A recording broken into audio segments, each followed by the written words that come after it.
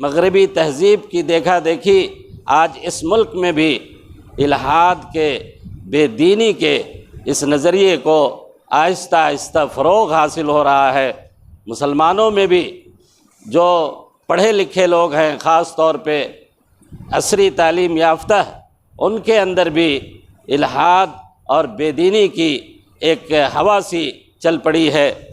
हमें ये चाहिए कि हम बहैसियत सरपरस्त और बहैसियत ज़िम्मेदार अपने घरों में इस बात का लिहाज रखें कि हमारी आने वाली नस्ल इल्हाद और बेदीनी के इस नज़रिए से मुतअस्सिर ना हो, इसलिए कि ये नज़रिया इस्लाम के ख़िलाफ़ है और अक़्ल व खिरत के भी ख़िलाफ़ है, इंसानियत के भी ख़िलाफ़ है।